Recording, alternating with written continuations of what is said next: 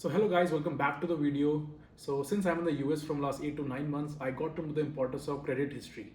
I knew before back in India the importance of credit history, but here it is the utmost important thing.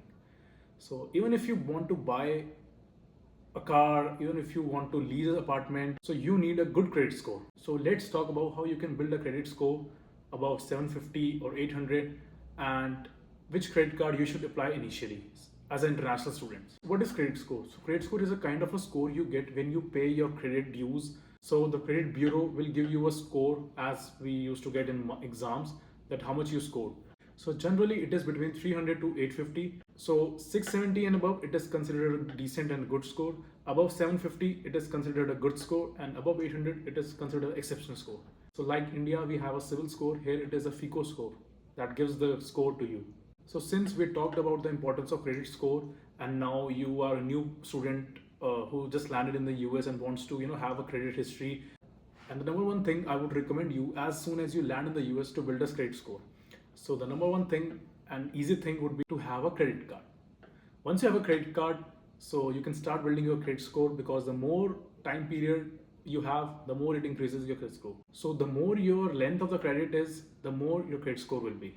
So generally speaking, higher the credit score, the better off you're getting at low interest. So let's talk about some of the key points which you can use and which you have to use obviously to have a good credit score. So number one would be credit utilization. So it is generally said that 30% utilization is a good thing. So suppose you have a credit limit of $1,000, it is generally said to spend less than 330%. So that would be $300. Now you might think that $1,000 is nothing in US.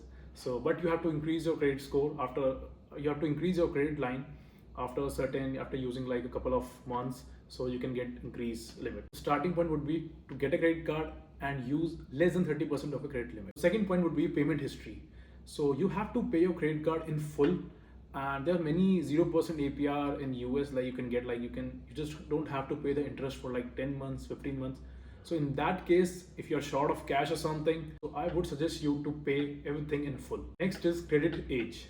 So it is generally said that more the credit history or the more the length of the credit, the more your credit score, and it affects 15% of your credit score. So it is generally advisable to do not block or close your old credit cards, because that has the longest history and you are closing now, so it will remove your history and it will dent your credit score effectively. So there's a concept called hard queries. So whenever you go to a lender, any bank or any credit card agency or something, so when you give your social identity or social security card, so they will pull out your credit history. So that is a hard inquiry. So that will affect your credit score, because if you are going to different persons to have some money, and it is a bad image for you that you are asking money from every bank or every other person, so that will dent credit score, but it will be a temporary for a certain period like 6 months or something. So it will bounce back to the actual number, but after certain times.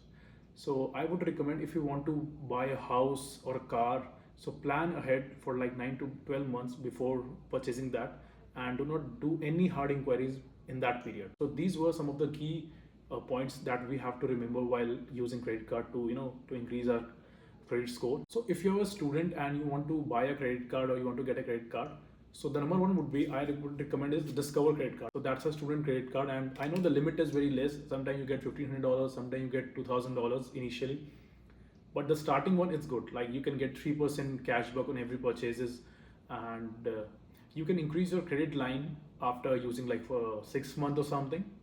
The credit age matters for that. Like if you're using from like a year or something, you can increase up to 5,000, or depends on your usage. The second card I would recommend, so I just recently got this, is a Amex card. It's, I guess, the blue chip card or something. So in both of these cards, this is American Express blue chip and this is Discover student card. I got like 15 months 0% APR. Even if I miss out a payment or something, I don't have to pay the interest, but I have to pay the minimum due amount, that is as usual. But I would recommend you to pay everything in full. So there's another concept called mixed credit. It is generally said that you shouldn't have only a credit card loan or something. It is said that you should have a mix of credit card, student loan, car loan. But I would say initially to start building a credit score, you don't need to take all this hassle and bustle.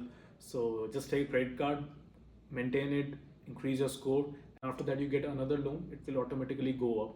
And it takes a lot of time to increase your credit score. So don't do any mistakes, or use it ethically, and when you have the money, just use it then, and use it like a debit card, as it said. These were the points I wanted to discuss, because it's very crucial. When you are in the US, you should have a credit score. You don't have any credit history, because Indian history don't work here. So make your own history, credit history, start using efficiently.